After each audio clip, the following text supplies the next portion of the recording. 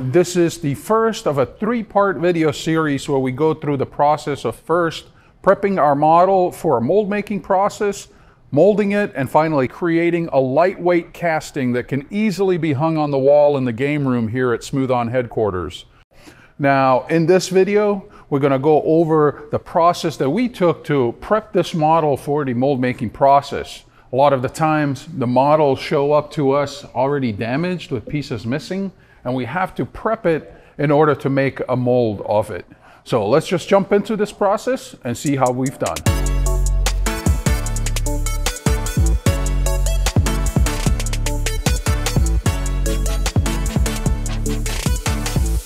Now, before we start making a mold off this, you want to first inspect your model. Understand what needs to be done to the project. Understand what needs to be fixed on the project before you start making the mold, as well as what the material that the original is made out of.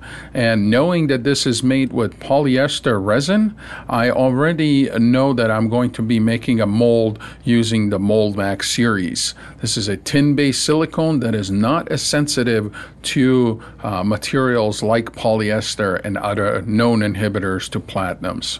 Now, once you figure out the materials that you want to use, we can start examining the model itself. So here we have a model that has actually broken parts. So we're going to do a restoration of the original and then reproduction of it. So we're going to first make molds of the lower half of the jaw, parts of it, to reproduce the teeth in the upper jaw. And that is going to give us a full model that we can then work from. So once you decide what needs to be done, we're going to start by disassembling the original model, and that means cutting the lower jaw away from the rest of the model. This is going to make it maneuverable and also easy to work with. So here you can see the upper part of the jaw, the broken pieces where the teeth are missing. You can see here the loose pieces. We're first going to apply some epoxy putty into that, and for that I'm going to use the Freeform Sculpt. This epoxy dough has a mix ratio of 1A to 1B by volume. Here's a pro tip for you. I like to add a little piece of the Sculptex oil-based clay into the mixture, and this allows me a much easier, nicer blending between the different components. This also gives the final mixture a much smoother finish once the three components are all blended together. Here you can see that we have a nice uniform gray with no streaks. And then we can adhere it to the original model by simply filling the gap that we're trying to fix. That is going to be a temporary repair of the area. So you can see here I'm filling most of the area that was missing, and we're going to flatten that out so that we can apply more teeth to that area once everything cures up and we actually make more teeth off the lower jaw. In the meantime, I'm using some of the epoxy that I already mixed to fill in the finer cracks that are in the model itself. We're going to repair the broken areas and then make a mold off the entire piece. So here you can see the area where we cut the lower jaw off gets also capped for future mold making. Now, to start the process of fixing the upper jaw, we first need several teeth. So we're going to apply some dentistry here. We're going to clay up the lower jaw so that we can copy those set of teeth and then use them to repair the upper jaw of the dinosaur. So we're going to first lay out some Sculptex oil-based clay. This is the soft. And we're going to basically make a two-part mold of an area of the teeth. So once everything is cleaned up and flattened out around the teeth, we can make some keys. These are alignment keys for the two halves. And now we're ready to make the first half of the mold. For that, I'm going to dispense and mix some Mold Max Stroke silicone. And then we're going to apply some of the mixed silicone to the model and clay. Now, the MoldMax stroke was specifically developed for brush-on applications where a platinum silicone could potentially inhibit, such as in this case. Not only is our model made out of polyester resin, which could potentially inhibit our molding material, but it also has many different paints on it, which I'm not really sure what they are.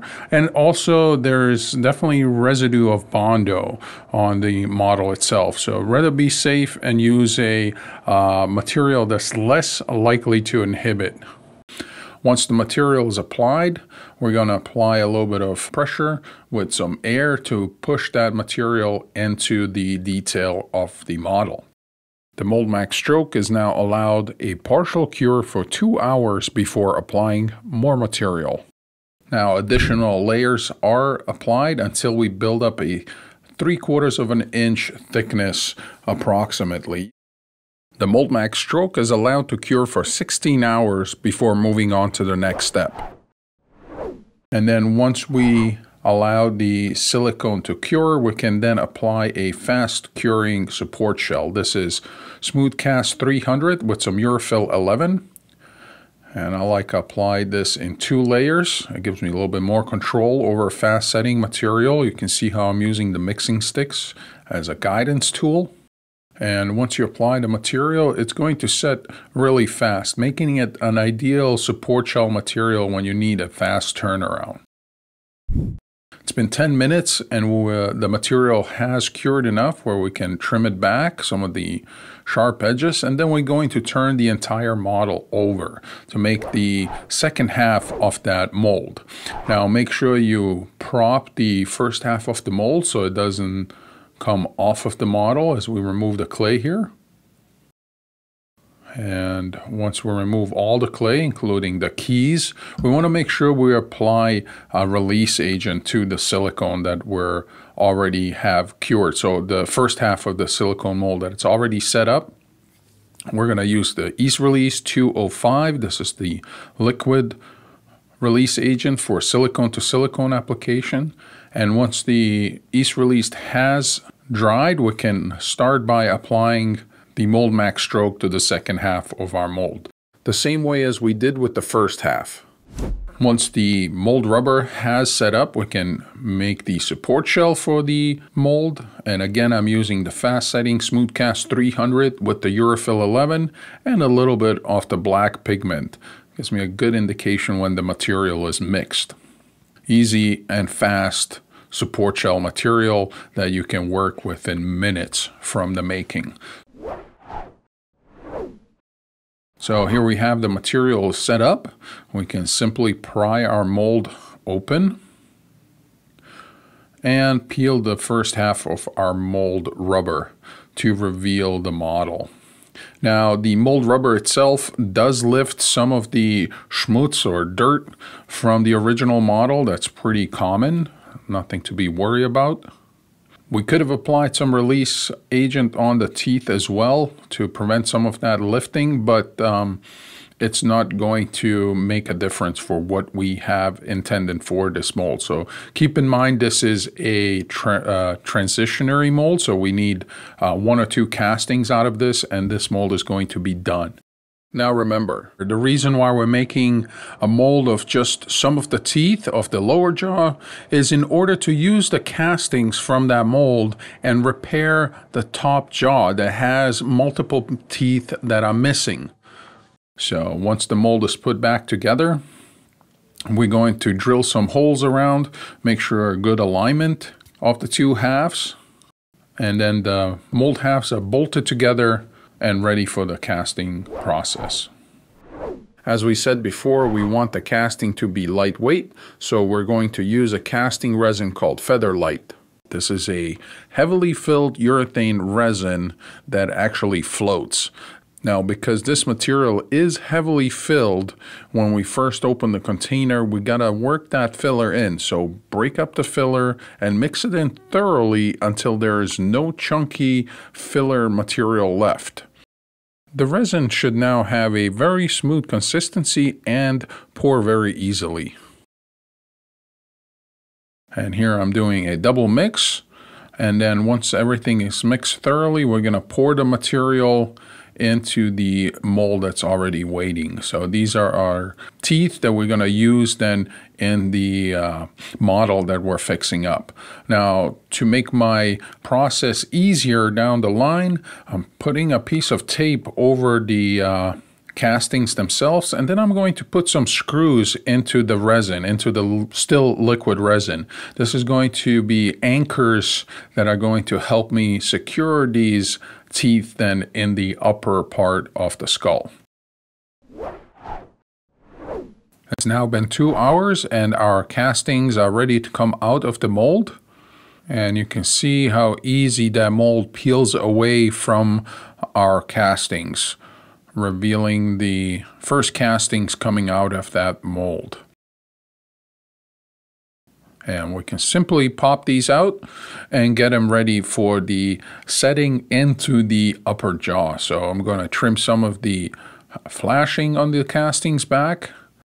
And then we're going to come back to the upper jaw. And you can see here that this epoxy has been cured for several days actually since we've been working on this project. Now, in order to set those teeth into the model itself, we had to cut the heads off the screws we embedded in the teeth. And now we just have a metal stem that's protruding out of the tooth, and we can easily slide that into a hole that was pre-drilled in our model.